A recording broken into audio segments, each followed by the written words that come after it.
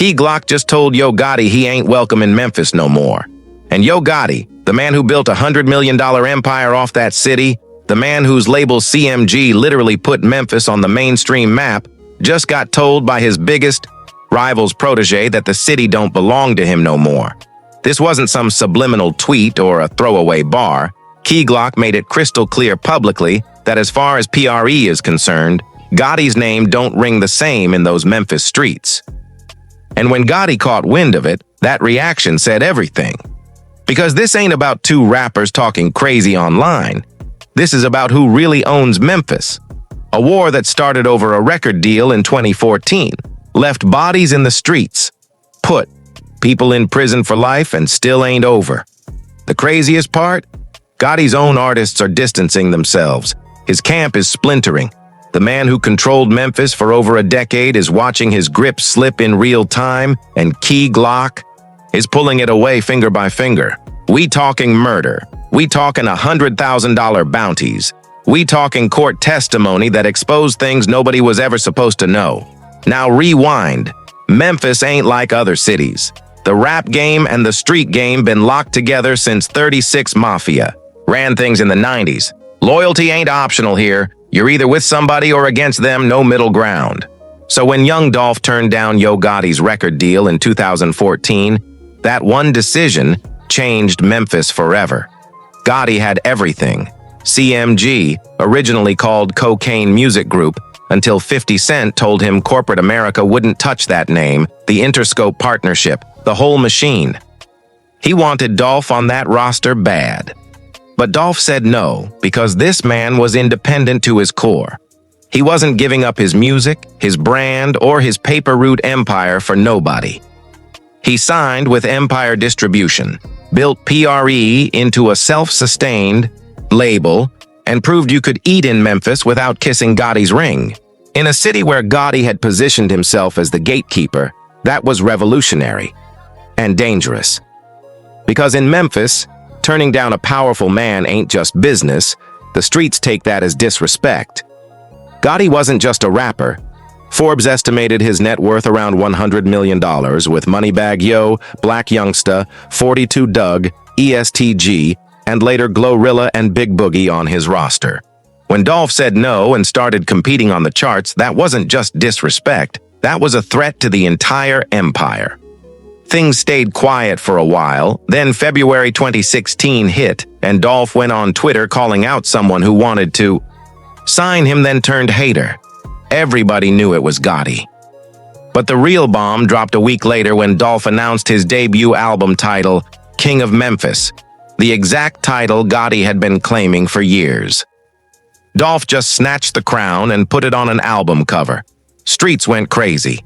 That's when Black Youngsta stepped in, pulling up to Dolph's neighborhood in Castalia, South Memphis, making threat videos with his crew like it was a music video. Dolph responded with a laughing emoji and moved on. But this wasn't entertainment anymore. This was escalation. Youngsta dropped a diss track called Shake Some, talking extended clips, 100 rounds, questioning Dolph's Memphis roots, personal, threatening, and coming from somebody wearing a CMG chain. Gotti publicly said he didn't approve, but Dolph called it out on Instagram, said the whole thing was orchestrated from the top. Looking back at everything that followed, it's hard to argue with him. Then February 2017, the beef stopped being rap beef. Dolph dropped Play With Yo B, named Gotti directly, called him Ho Gotti, used a screenshot of Gotti's baby mama calling Dolph's phone as the cover art, straight up poking the bear. The response wasn't a diss track. On February 25, 2017, Dolph's SUV in Charlotte got lit up with over 100 rounds, caught on surveillance, and the van used was traced to a rental under Black Youngsta's name, an artist signed directly to Gotti's label. That's not a rumor. That came out in the investigation. But Dolph survived, because this man was already riding in a bulletproof truck. He saw it coming and he prepared. A crash and a chase there. That person was taken into custody. According to witnesses here, they don't think that person was targeted. It was just a random shooting. And here's what one witness said happened. And what does Dolph do after surviving 100 shots? He names his next project Bulletproof and drops it 34 days later. He even made a single called 100 Shots, turning an assassination attempt into a flex. Fearless in a way that was either inspiring or terrifying, depending on which side of the beef you were on. Then, September 2017, Dolph gets shot again. This time in Hollywood outside a hotel, multiple gunshot wounds, rushed to the hospital in critical condition. TMZ initially reported Yo Gotti was a person of interest. LAPD later clarified Gotti wasn't a suspect, but they did arrest one of his associates, Corey McClendon, who got released without charges after 2 days. Didn't matter. The streets had already made up their minds. Dolph survived that one too. 2 shootings in 1 year, and this man was still standing, still dropping music, still calling himself King of Memphis. And through all of it, Key Glock, Dolph's cousin, his protege, his right hand, was watching everything, taking notes, building his own legacy inside Paper Route Empire. Real name Marcius Cathy, born in South Memphis in 1997, Glock had it rough from jump. His mother went to prison when he was just 20 months old, sentenced to 15 years. His father was in and out, so he got raised by his grandmother and his auntie, and it was through that family connection that he met young Dolph. Glock never tried to ride Dolph's coattails, though. He had too much pride for that. But Dolph saw the hustle in him, brought him into PRE, became his mentor, his big brother, his business partner, and from there, Glock took off. Glock season in 2017 put him on the map, and the collab projects with Dolph took it to another level entirely. Dumb and Dumber in 2019 was a moment. They toured Europe together, bringing out UK rapper Blade Brown in Manchester and London. Yellow Tape in 2020 debuted at number 14 on the Billboard 200 and went gold. Yellow Tape 2 in 2021 hit number 7, and Ambition for Cash went multi-platinum. His mixtape Son of a Gun dropped with 0 features, and that became his trademark. No features, ever. Just Key Glock, doing it the Paper Route way. Independent, authentic, raw Memphis music. Glock grew up on 36 Mafia, Project Pat, Gucci Mane, Lil Wayne. He said Project Pat was the Drake of Memphis, and that gorilla pimp literally changed his life. The chorus inspired one of his biggest early records, Dig That. When Glock made music, he wasn't just rapping, he was channeling the entire history of Memphis hip-hop through his sound, and Dolph recognized that immediately. But the whole time this rise was happening, the war between CMG and PRE was simmering. Black Youngsta dropped Subliminalize. There were whispers about banning people from certain neighborhoods, and the tension was real. When Youngsta dropped I Met Tay Keith First, a clear subliminal since Glock and Tay Keith were high school friends. Glock was in the comments immediately calling it cap. This man stood on everything for PRE, and then came the day that changed everything. November 17th, 2021. Young Dolph, the man who survived 100 shots, survived getting shot in Hollywood, been targeted multiple times and kept getting back up. Walked into Makita's homemade butter cookies in Memphis to buy cookies before his annual Thanksgiving turkey giveaway. 2 men walked in and opened fire. 22 bullets hit Dolph. He was killed right there in that bakery, in broad daylight, in his own city.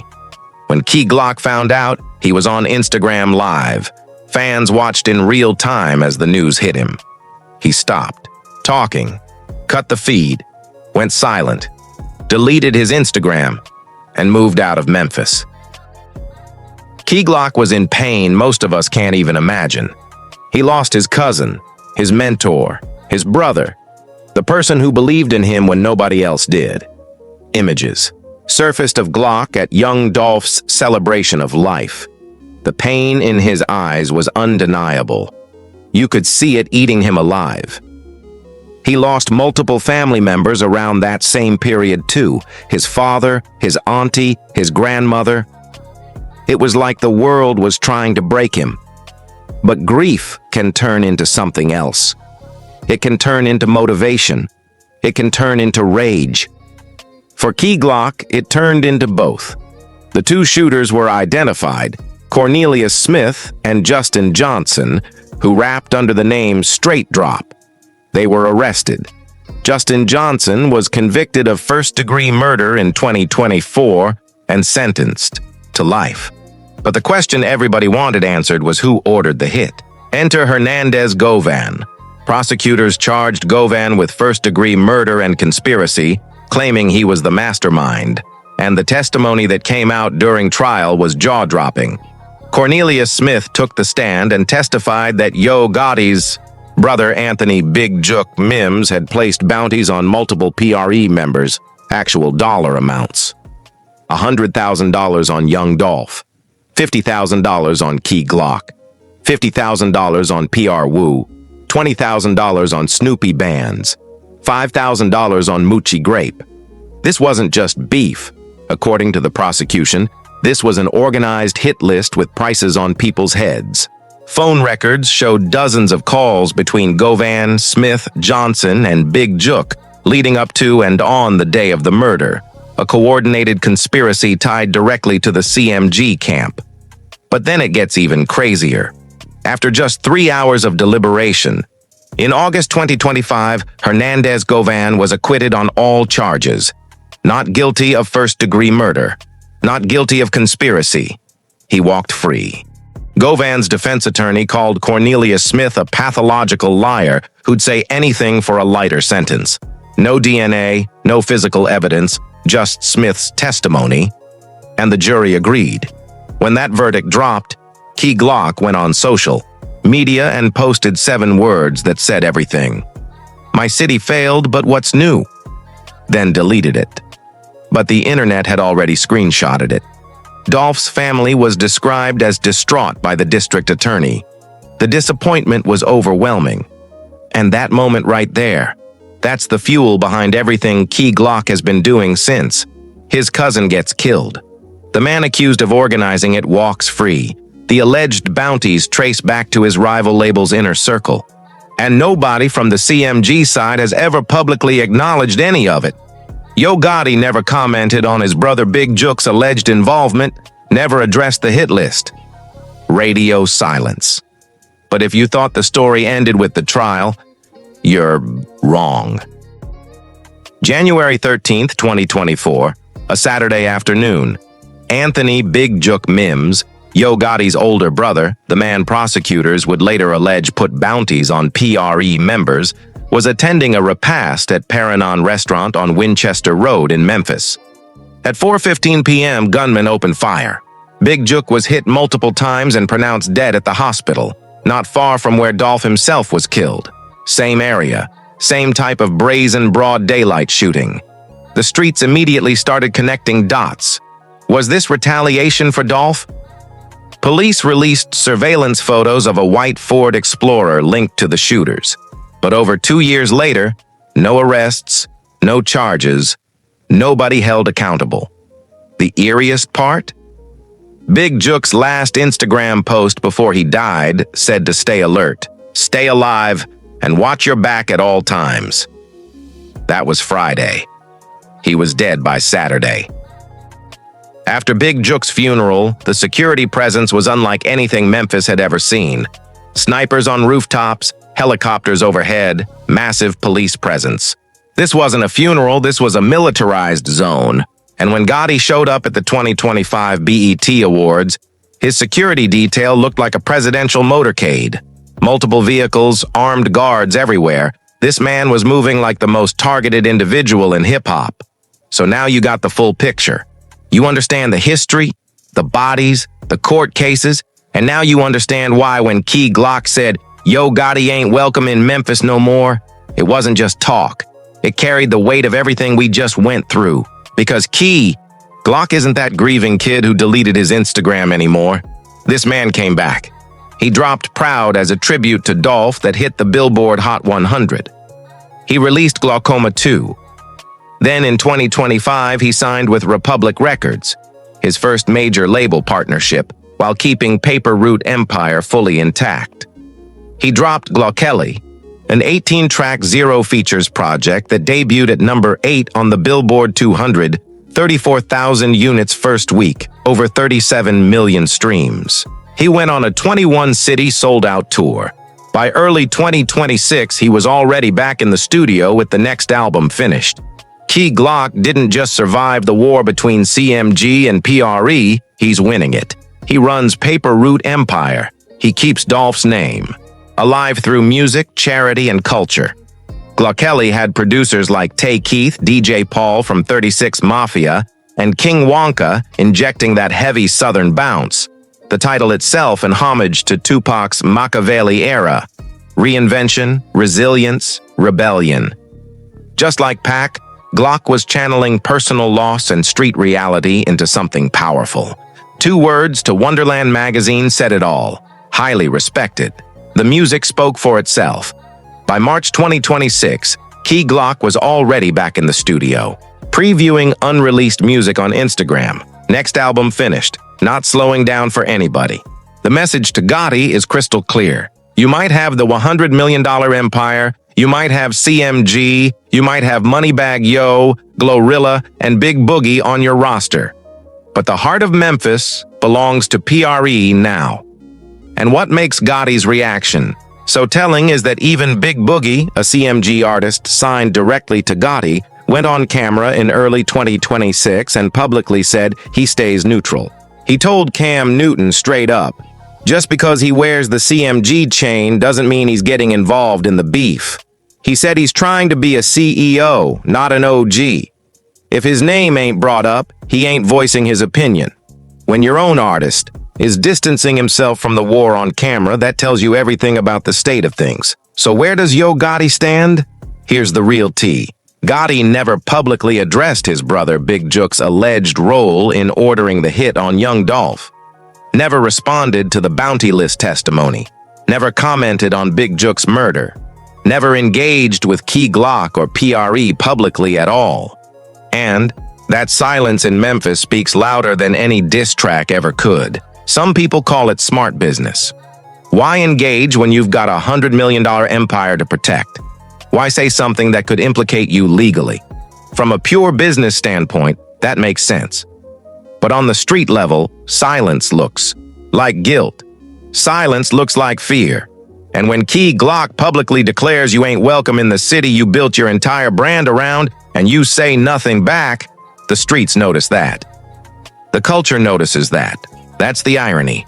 Gotti named himself King of Memphis, built CMG out of that city, used Memphis as his foundation for everything, and now the heir to his biggest rival's throne is telling him he can't come back. The man, who allegedly had the infrastructure to do whatever he wanted in those streets, isn't saying a word. Meanwhile, Key Glock is thriving, touring, charting, building. His crew even got caught with loaded Glocks at Governor's Ball in New York in 2025. Whether you approve or not, that tells you exactly how this man moves. When a $50,000 bounty has allegedly been placed on your head by your rival's brother, you move different. Point blank. Period. But let's zoom out, because this isn't just about Gotti and Key Glock. This is about Memphis. This is about what happens when rap beef crosses the line into real-life consequences. Memphis has lost too many people to this war. Young Dolph, Big Jook, associates and affiliates on both sides. The city has been split in half between CMG and PRE for over a decade, and the divide runs deeper than just violence. When Glorilla signed with CMG, fans immediately dug up old tweets of her praising young Dolph and posting pictures with him from her high school days. The backlash was instant. Sellout. Sides switched. That's how deep this goes. You can't sign to a label in Memphis without people questioning your loyalty. And the justice system hasn't delivered closure for anybody. Justin Johnson got life, but Hernandez Govan walked. Cornelius Smith, who admitted to being one of the actual shooters, still hasn't gone to trial. Charges pending, no trial date set. Big Jook's murder remains unsolved. No suspects, no arrests. The bigger questions about who really orchestrated what remain completely unanswered. One of the accused shooters even alleged that Yo Gotti's CMG label paid for his lawyer. Think about what that implies. Key Glock banning Yo Gotti from Memphis is symbolic of something much bigger. A younger generation saying we're taking control of the narrative now. PRE saying we didn't die with Dolph. We're stronger than ever. A reminder that in Memphis, loyalty isn't just a word you put on a chain, it's a code you live and die by, literally. The question now is what happens next. Does Gotti respond? Does he try to reclaim his standing in the city he built his name on? Or does he accept that Memphis has shifted and focus on the business side, the national brand, the money that doesn't require him to be in those streets? Because right now, Key Glock has already made his decision. And here's what keeps me up at night. Young Dolph refused to sign with Yo Gotti in 2014. That one no led to diss tracks, shootings, murder, trials, acquittals, more murder, and now a generational shift in who controls Memphis hip-hop. One decision, 12 years of consequences, and it's still not over. So what do y'all think? Is Key Glock right for drawing that line? Can Yo Gotti ever truly go back to Memphis the same way? And most importantly, when does the cycle of violence in this city finally end? Because right, now the new generation of Memphis rap is being defined not by who makes the best music, but by who survived the longest. And that ain't what hip-hop was supposed to be about. But what Key Glock is doing is remarkable. This man took the worst tragedy of his life, the murder of his brother and mentor, and turned it into fuel. He's carrying PRE on his shoulders, proving independence still matters, showing the world you don't need to switch sides to make it. Gotti might have the money, the corporate partnerships, the billboard placements. But Key Glock has something money can't buy. He has the streets. He has the loyalty. He has Memphis. Drop your thoughts in the comments, and if this story hit different for you, subscribe, because we keep breaking these stories down. No filter, no cap, just the truth. Long live Dolph, paper route forever.